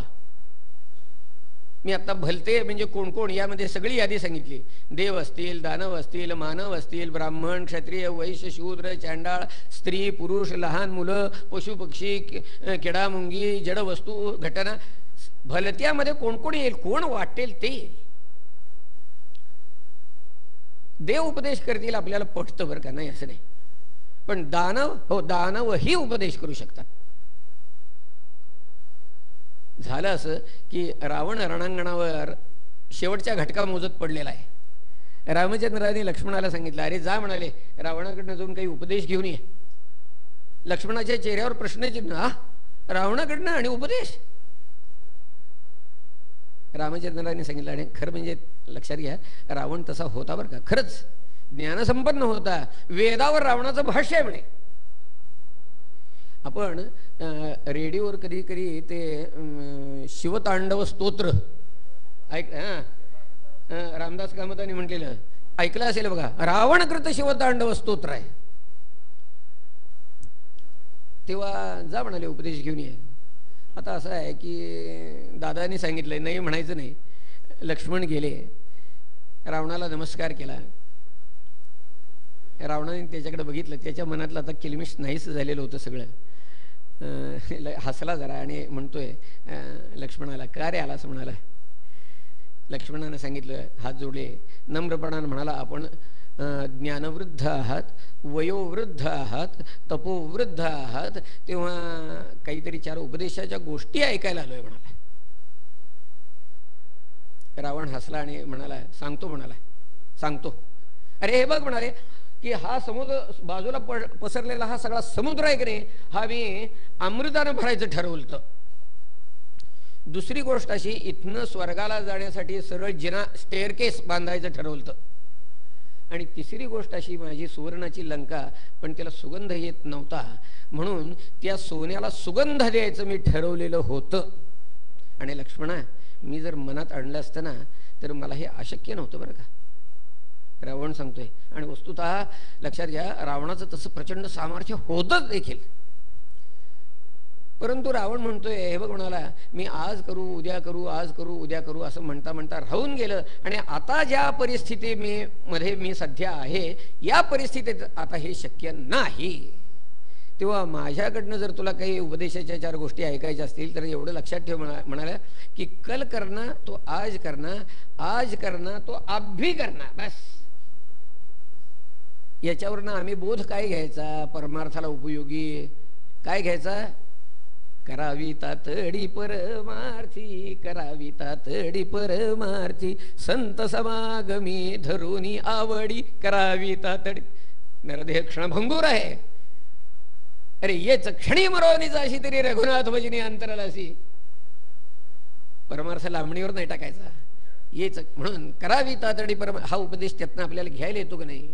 दानव उपदेश करू शकतात, मानव उपदेश करतात, माणसामध्ये ब्राह्मण करतील, क्षत्रिय करतील, वैश्य करतील, शूद्र करतील. लक्षात घ्या, नवे नवे चांडाळ उपदेश करू शकतो. लक्षात घ्या. श्रीमद आचार्यांच्या जीवनातला प्रसंग सांगतो. शंकराचार्य गंगा स्नान करून काशी विश्वनाथाच्या दर्शनाला निघालेले, घाट चढून वरती आले आणि मंदिराकडे जाणाऱ्या बोळामध्ये आत शिरले. काशीचे बोळ किती अरुंद आहेत आपल्याला ठाऊक आहे. 2 माणसं जर अशी एकमेकाला क्रॉस व्हायची झाली तर एकमेकाला घासल्याशिवाय जाणार नाहीत, इतके अरुंद बोळ आहेत. श्रीमद आचार्य असे ते बोळात शिरले आणि थोडंसं पुढे गेले तर समोर एक चांडाळ आला. आचार्य त्या ठिकाणीच थांबले आणि त्यांनी त्या चांडाळाला जरासा बाजूला म्हणून खूण केली. त्या चांडाळानं आचार्यानं प्रश्न केला. तो काय म्हणतो ठाऊक आहे का, अन्नमया दन्नमयम, अन्नमया दन्नमयम अथवा चैतन्यमेव चैतन्यात द्विजवर दूरी कर्तुम वांछसी यदि ब्रूहि गच्छ गच्छेती.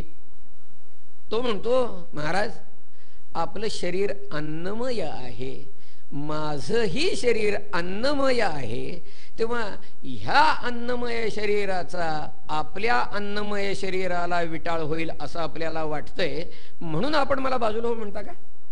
अन्नमयादन्नमयम् अथवा अथवा काय अथवा चैतन्यमेव चैतन्यात. महाराज आपल्या शरीरामध्ये जे चैतन्य आहे तेच चैतन्य माझ्याही शरीरामध्ये आहे. तेव्हा ह्या शरीरातल्या चैतन्याचा आपल्या शरीरातल्या चैतन्याला विटाळ होईल असं आपल्याला वाटतंय म्हणून मला आपण बाजूला हो म्हणता का? त्या चांडाळानं प्रश्न केला. लक्षात घ्या, श्रीमद आचार्य क्षणभर अंतर्मुख झाले आणि दुसऱ्या क्षणी त्यांनी त्या चांडाळाच्या पायावर डोकं ठेवलं. चांडालोस्तु सकृद्विजोस्तु गुरुरित्येषा मनीषा मम. अरे मला माझ्या स्वरूपाची आठवण करून देणारा जो कोणी असेल तो भले व्यवहाराच्या दृष्टीने चांडाळ असेल तो माझा सद्गुरू आहे. घ्या. कुणीही उपदेश करू शकतं, चांडाळ उपदेश करू शकतो. पुरुषच पाहिजे असंही नाही बरं का, लक्षात घ्या. स्त्रियाही उपदेश करू शकतात. एकच उदाहरण मी आपल्याला देतो आणि आपण हे मान्य कराल काय की स्त्रियाही उपदेश करू शकतात. आणि ते उदाहरण म्हणजे सुप्रसिद्ध उदाहरण तुलसीदासजींचं आहे. महाराज तुलसीदासजी पूर्वायुष्यामध्ये अत्यंत विषयी होते, अत्यंत विषयी होते. स्त्री माहेरी गेलेली आहे, बेचैन झालेले आहेत. अमावस्येची रात्र, मध्यरात्रीची वेळ, बाहेर धो धो पाऊस पडतोय, काळा कभिन्न अंधार. डोळ्यात बोट गेलं तरी लक्षात येणार नाही बोट जवळ आलं, इतका अंधार आहे महाराज. स्त्री माहेरी गेली आहे म्हणून अस्वस्थ झालेले आहेत. आणि अशा बाहेरच्या परिस्थितीमध्ये सुद्धा त्यांनी स्त्रीच्या माहेरी तिकडं जायचं ठरवलं. अहो तिचं माहेर म्हणजे कुठं, हे जिथं राहत होते त्या गावाच्या बाजूला असलेल्या नदीच्या पलीकडे तिचं गाव. ती गेलेली तिथं कुठं जाऊन राहते ठाऊक होतं माहेर तिचं कुठं आहे ते. मध्यरात्री घरातनं बाहेर पडलेत, बाहेर धो धो पाऊस पडतोय, धो धो पाऊस पडतोय. लक्षात घ्या, काळा कभिन्न अंधार आहे. तसंच चाचपडत नदीच्या किनाऱ्यावर आलेले आहेत. पावसाळ्याचे दिवस आहेत, नदी दुथडी भरून वाहते, जबरदस्त ओढ आहे पाण्याला. मनाशी विचार करतायत पलीकडे कसं जावं. इतक्यात एक तराफा आला महाराज. त्या तराफ्यावर बसले आणि पाणी हातानं वलवत पलीकडे गेले. मी आपल्याला सांगतो तो तराफा नव्हता, वरती एखादा मेलेला मनुष्य 2-3 दिवसापूर्वी मेला असेल तर त्याचं प्रेत फुगून तरंगत आलेलं होतं.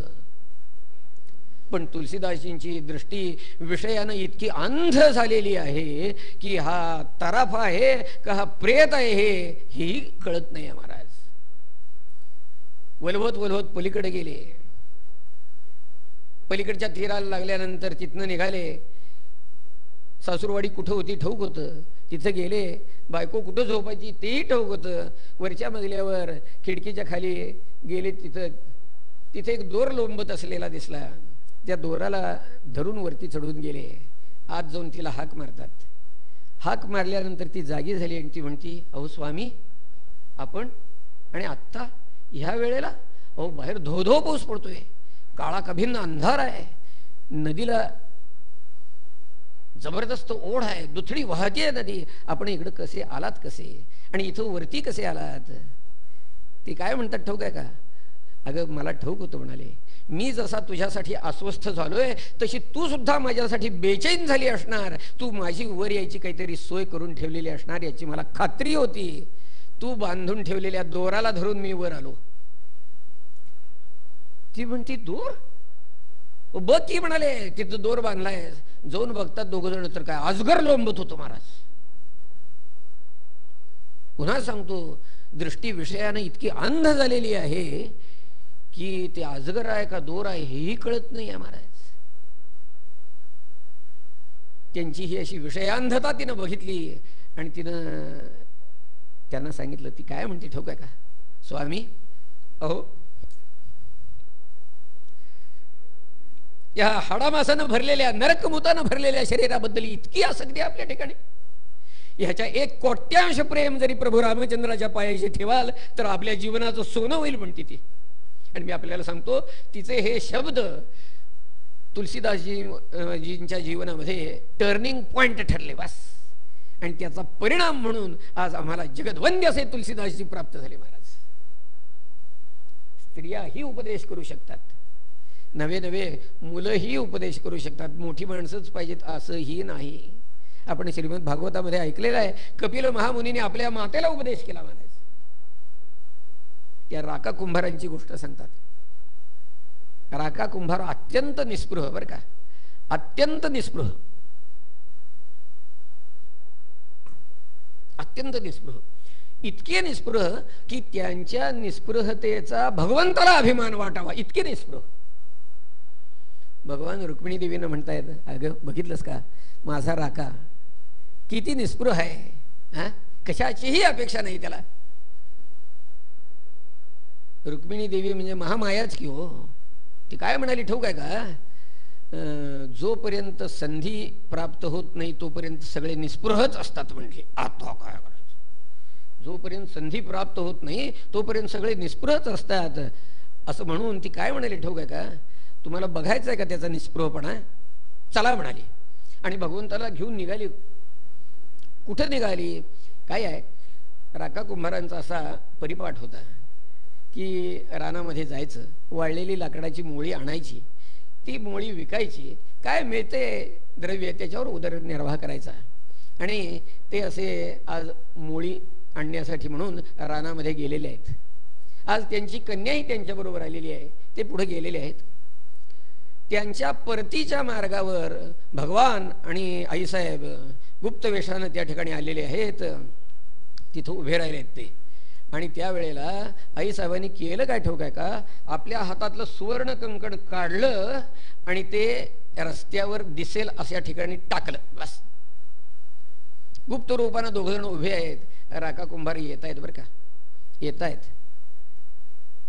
त्यांची मुलगी मागं काहीतरी पानं फुलं मोराची पिसं गोळा करत काहीतरी येत होती. राका कुंभार आले, सुवर्ण कंकण समोर बघितलं, थांबले. थांबले, त्या कंकणाजवळ थांबले. हे बघितल्यानंतर आईसाहेब भगवंताला म्हणतात, निस्पृह बघा, निस्पृह. राका कुंभाराने आपली मोळी खाली ठेवली, वाकायला लागले. आईसाहेब भगवंतांना असं कोपरान डिवसतायत, निस्पृह बघा, निस्पृह. भगवान शांत होते. न सांगता तुम्हा कळू येते अंतर. अहो, प्रत्येकाच्या अंतरी आम्ही स्थानापन्न झालेला हा परमात्मा. भगवंताला ठाऊक होतं काय आहे ते.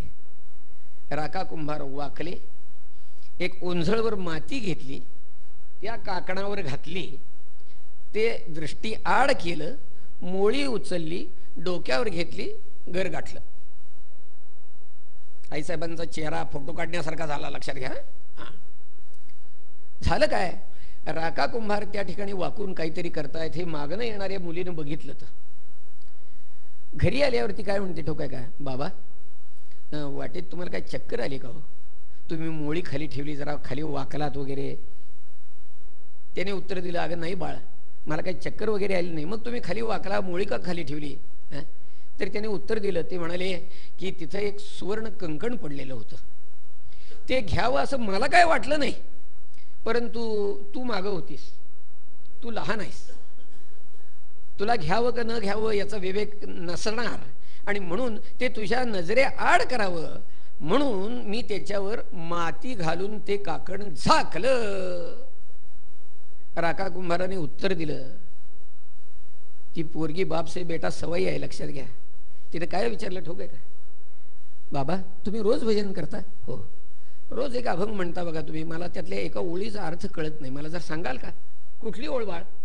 अहो ते काहीतरी असं आहे बघा, सोने रुपे आम्हा मृत्तिके समान, याचा अर्थ काय हो, सोने रुपे आम्हा मृत्यू. अगं बाळा, सोनं म्हटलं तरी मातीच, रूप म्हटलं तरी मातीच, असा त्याचा अर्थ आहे. त्या पोरीनं काय विचारलं ठाऊक आहे का, ती म्हणती, बाबा सोनं म्हणजे जर मातीच आहे तर तुम्ही एका मातीनं दुसरी माती कशी काय झाकली हो. राका कुंभाराचे पोरीचे पाय धरले, लक्षात घ्या.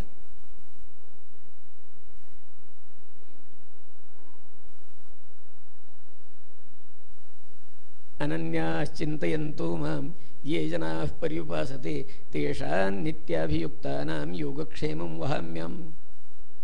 एक विद्वान पंडित होते, राजाकडे गेले, माझं प्रवचन आपल्या दरबारात व्हावं अशी इच्छा आहे. राजा म्हणाला, काय हरकत नाही, काय विषय आपण घेणार. यांनी सांगितलं आपण सांगाल तो विषय. ठीक आहे म्हणाले, मला गीतेतल्या एका श्लोकाचा अर्थ कळलेला नाही आहे, तेवढा आपण सांगा म्हणजे झालं. कुठला श्लोक? अनन्या चिंतयन्तो माम ये जनाः पर्युपासते तेषां नित्याभियुक्तानां योगक्षेमं वहाम्यहम्. ह्या श्लोकावर आपण प्रवचन करा.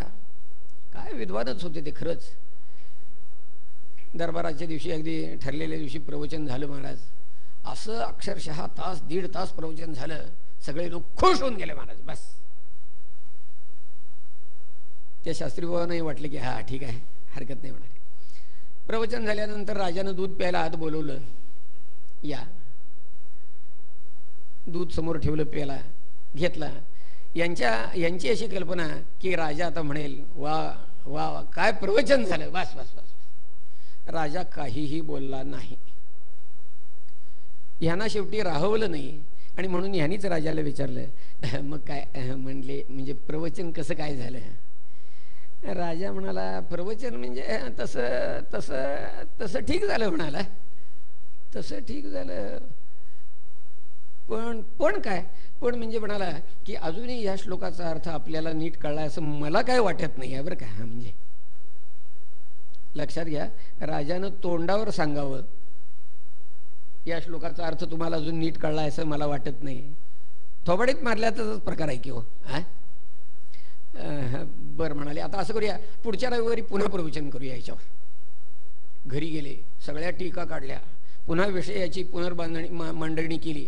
पुढच्या रविवारी पुन्हा प्रवचन केलं. काय सुंदर प्रवचन झालं महाराज. अक्षरशः सगळे लोक डोलत होते. प्रवचन झाल्यानंतर पुन्हा दूध प्यायला बोलवलं राजानं. त्यावेळेला पुन्हा राजानं काय विषय काढला नाही. हे विचारतात आज कसं काय झालं. राजा म्हणाला तसं प्रवचन बरं आहे म्हणजे ठीक झालं म्हणाला, परंतु अजूनही मला काय हा विषय आपल्याला नीट कळला असं वाटलं नाही. म्हणजे वाईट वाटलं महाराज. तिथनं उठले, घरी आले, माडीवर जाऊन बसले, कपाळाला हात लावून बसलेले आहेत. राजानं तोंडावर आपली अशा पद्धतीनं संभावना करावी, वाईट वाटलं. त्यांची मुलगी खाली खेळत होती. तास दीड तास गाला, 2 तास झाले.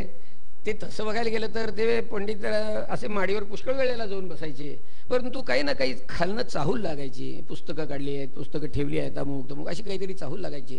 2 तास झाले, अजिबात चाहूल लागली नाही. या मुलीला असं वाटलं काय झालं म्हणून, बाबांना काय झोप लागली का म्हणून वर बघायला गेली. वर बघायला गेली तर हे कपाळाला हात लावून बसले. तिनं विचारलं बाबा काय डोकं दुखतंय का. नाही म्हणाले. मग असे का बसलाय तुम्ही खिन्न अवस्थेत. तर त्यांनी सांगितलं, म्हणाले अगं बाळ आज येऊ नये तो प्रसंग आला ग. म्हणाले काय आहे आपलं दुःख, आता काय आहे ते वाटलं दुसऱ्याला सांगितलं तर थोडं का होईना कमी होतं ना. ती पोरगी केवढी, हे केवढे, परंतु त्यांना राहवलं नाही. आणि ते म्हणतात की अगं बाळ आज असा प्रसंग झाला काय की राजा म्हणाला तुम्हाला हा विषय कळला नाही. तिनं विचारलं कुठला विषय होता. त्याने सांगितलं अनन्या चिंतयन्तो माम ये जनाः पर्युपासते. याचा अर्थ काय, भगवान स्वतः सांगतात की जो माझा अनन्य भक्त आहे त्याची उपजीविका, त्याचा योगक्षेम मी स्वतः वाहतो. बस. मग प्रवचन झालं तुमचं आणि मग राजा काय म्हणाला तुम्हाला हा विषय कळला नाही म्हणून. ती पोरगी काय म्हणाली ठेवू का. मग बाबा राजाचं काय चुकलं हो म्हणाली. राजाचं काय चुकलं ही पोरगी विचारते आहे. ते म्हणतात अगं बाळ मग माझं काय चुकलं ते तरी सांग. त्या पोरीने काय उत्तर दिलं सांगू का. बाबा तुम्हाला जर या श्लोकाचा खरा अर्थ कळला असता तर तुम्ही बिदागीसाठी राजाकडं प्रवचनाला गेलाच असता म्हणाले. पोरही उपदेश करू शकतात लक्षात घ्या. पशुपक्षी उपदेश करतात. अहो इसाप नीती पंचतंत्र काय आहे, तो इसाप महात्मा होता लक्षात घ्या. त्यानं पशुपक्ष्यांनी केलेला उपदेश ऐकला, आमच्यासाठी नोंदवून ठेवला. आम्ही वाचतो पंचतंत्र हो, पंचतंत्रातल्या गोष्टी वाचतो, खाली दिलेलं तात्पर्य वाचतो. आता हा ब्रवीमी म्हणून दिलेलं तात्पर्य वाचतो, पण तरी सुद्धा आम्हाला कळत नाही महाराज. पशुपक्षी उपदेश करतात, किडा मुंगी उपदेश करतात, नवे नवे जड वस्तू उपदेश करतात. सूप उपदेश करतं, चाळण उपदेश करते. आपण म्हणाल सूप काय उपदेश करतं? सूप असा उपदेश करतं, जे काय फलकट असेल ते टाकून द्यावं, सार वस्तू असेल ती आपल्या हृदयाशी बाळगावी, हे सूप शिकवतं आम्हाला. चाळण काय शिकवते? अरे सत्व असेल ते खाली टाकायचं आणि आळ्या गोळे खडे आपल्या हृदयाशी बाळगण्याचा मूर्खपणा करू नये, हे चाळण शिकवते आम्हाला. नवे नवे घटना उपदेश करतात. घटना आपण एक बघितली महाराज. कोणती? नारद महर्षी म्हणतात की माझी आई गतप्राण झाली, भगवंतानं हा माझ्यावर अनुग्रह केला, असं माझ्या मनामध्ये आलं महाराज. याच्यावरून आम्ही बोध घ्यावा महाराज. तुकाराम महाराज म्हणाले, बरे झाले देवा निघाले दिवाळे, बरी या दुष्काळे पीडा केली. आम्ही बोध घ्यावा याच्यावरून. कुणीही उपदेश करू शकतं, फक्त घेणारा पाहिजे. पण तो जर असा घेणारा असेल तर त्याला गुरु अक्षरशः रस्त्यावर पडलेले दिसतील बरं का. अक्षरशः रस्त्यावर पडलेले दिसतील गुरु. हा विषय जो आहे, साधक कोणाला म्हणायचं, त्यानं साधकता कशी आपल्या मध्ये बाणवून घ्यायची, हा विषय पूर्णपणे उद्धवाला समजावा म्हणून भगवंतानी आपल्या पूर्वजांचे पूर्वज असणारे जे यदुराजा त्यांच्या जीवनातला प्रसंग उद्धवासमोर सांगितलेला आहे. ते म्हणाले की पूर्वेशान्नस पूर्वजः. कोण? यदुराजा. म्हणाले एकदा यदुराजा असे रानात हिंडत होते आणि त्यावेळेला त्यांची आणि अवधूत दत्तात्रेयांची गाठ पडली महाराज. त्या दत्तात्रेयांच्या चेहऱ्यावरचा तो आनंद, ती सात्विकता, ते समाधान, ती शांती यदुराजाने बघितली. आश्चर्यचकित झालेत. अरे हा काय प्रकार काय आहे? त्यांना विचारलं. म्हणाले जनेषु दैह्यमानेषु काम लोभ दवाग्नेना न तप्यसे ज्ञेना मुक्तः गंगांभस्तैव द्वीपः.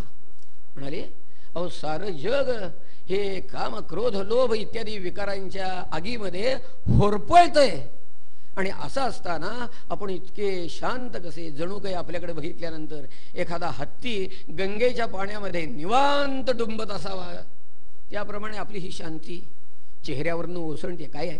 आत असलेलं समाधान असं लपून राहत नाही. एक्सटेन्शन एरियामध्ये नवीन बंगला बांधला अशी कल्पना करा. रस्त्यावर अजून लाईट्स आलेले नाही आहेत, स्ट्रीट लाईट. ह्यांच्या घरात तेवढे आलेले आहेत. बाहेरनं बघितलं रात्रीच्या वेळेला तर सगळा अंधार असतो, परंतु त्याच वेळेला त्या बंगल्यात लागलेले जे लाईट्स असतात त्यांच्या प्रकाशाचे झोत अक्षरशः खिडकीतनं असे बाहेर येतात. तसं ज्यांच्या अंतरंगात खरं समाधान आहे ना, बस खरं समाधान, ते समाधान आत राहत नाही तर ते चेहऱ्यावर ओसंडून दिसतं महाराज. तसं अवधूतांच्या चेहऱ्यावर हे समाधान, सात्विक समाधान बघितलं आणि त्याने विचारलं. म्हणाला हे आपल्या समाधानाचं काय रहस्य काय आहे तेवढं आम्हाला आपण सांगा. योग्य शिष्य गाठ पडलेला आहे हे बघितल्यानंतर अवधूतांनी आपल्या समाधानाची गुंडी खोलली अक्षरशः. राजा ऐक म्हणाले. काय? मी म्हणाले 24 गुरु केले. यामध्ये अगदी रस्त्यावर पडलेले जसे म्हणतात तसे सगळं आहे बरं का. पृथ्वी वायुराकाश महापोग्निश्चंद्रमा रवी कपोतो जगरः सिंधू पतंगो मधुकृद्गजः मधुहा हरिणो मीनः पिंगला कुररोर्भकः कुमारी शरकृत सर्पः ऊर्णनाभिः सुपेशकृत. 24 गुरूंची यादी सांगितलेली आहे. आणि मग अवधूतांनी या प्रत्येकापासून आपण काय घेतलं, डोळे उघडे ठेवले म्हणजे आपल्याला त्यातनं घेता येतं बरं का. ते म्हणाले मी पृथ्वीला गुरु केलं पहिल्यांदा. पृथ्वीपासून काय घेतलं? तिच्यापासून मी क्षमा हा गुण घेतला. अहो त्या पृथ्वीचं नावच क्षमा आहे, लक्षात घ्या. आम्ही सकाळी उठल्यानंतर एकदा फार तर एकदा नमस्कार करत असू, तो सुद्धा करत असू कोणी शंकाच आहे. विष्णुपत्नी नमस्तुभ्यं पादस्पर्शं क्षमस्व मे असं म्हणून एकदा नमस्कार करू आणि एकदा तो नमस्कार करायचा आणि दिवसभर तिला लाथा मारायच्या. तिने कधी मनावर घेतले का? पृथ्वीपासून क्षमा हा गुण घेतला. पृथ्वी वायूपासून काय घेतलं? वायू सगळीकडे हिंडतो परंतु कुठेही लिप्त होत नाही, तसं साधकानं अलिप्त असावं हा गुण त्याच्यापासून घेतला. आकाशापासून गुण घेतला. असंग राहावं आकाशापासून गुण घेतला. वायू आकाश आपहा म्हणजे पाण्याला गुरु केलं म्हणून सांगितलंय. पाण्याला गुरु केलं. पाण्यापासून काय घ्यायचं? डोळे उघडे ठेवून आम्ही जर बघितलं तर आम्हाला कळेल ना. ज्ञानेश्वर महाराजांना विचारा पाण्यापासून काय काय घ्यायला येतं. सांगू का? पाण्यापासून घेता येण्याजोगे बरेच गुण आहेत बरं का. पहिला गुण असा, निम्न भरिलिया उणे पाणी ढळची नेणे तैसे शिरांता तोषवणी जाणे सामोरे या. पाटातनं पाणी वाहत असताना जर मध्ये खड्डा आला तर तो भरल्याशिवाय पाणी पुढं जात नाही, लक्षात घ्या. त्याप्रमाणे साधकानं आपल्या समोर आलेल्या दुःखिताचं दुःख दूर केल्याशिवाय जाऊ नये पुढं. हा पहिला गुण घेता येण्याजोगा. दुसरा, साधकाच्या मनामध्ये समानता कशी असावी. पाण्यापासून शिका म्हणाले, गायीची तृषा हरू व्याघ्रा विष होऊन मारू हे नेण्याची का करू तो ये जैसे. पाणी असं करतं का हो? ही गाय सगळ्यांना दूध देते, सगळ्यांचं पोषण करते, तिला आपण अमृताच्या रूपानं तिची तहान भागवायची, तिचं पोषण करायचं. आणि तो वाघ सगळ्यांना टाराटारा फाडून खातो, त्याला आपण विष व्हायचं आणि त्याला मारून टाकायचं. असं करतं का? छे छे छे छे.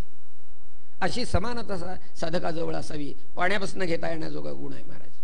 आणि पाण्यापासून काय घ्यायचं महाराज सांगू. ज्ञानेश्वर महाराज म्हणाले, माळीये जेवते नेले तेवते निवांतची गेले. बस, तेवते निवांतची गेले. आपल्याला ठाऊक आहे, शेतामध्ये एक मुख्य पाट असतो आणि त्याला एका विशिष्ट ठिकाणी असे उपपाट काढलेले असतात. त्यातला एक उपपाट कांद्याकडे जातो, एक मिरचीकडे जातो, एक उसाकडे जातो. तो शेतकरी काय करतो, उसाला पाणी द्यायचं असलं की यात उरलेल्या 2 पाटांच्या तोंडाशी मातीचा गोळा घालून ठेवतो आणि इकडचा काढतो की पाणी उसाकडे चाललं. बघा आता बघा, उसाला पाणी देऊन झालं की तो काय करतो, त्या पाटाच्या तोंडावर मातीचा गोळा घालतो आणि इकडचा काढतो की पाणी मिरचीकडे निघालं. बघा, ते पाणी असं म्हणतं का हो, मी उसाकडे जाणार मिरचीकडे जाणार नाही म्हणतं का? नाही.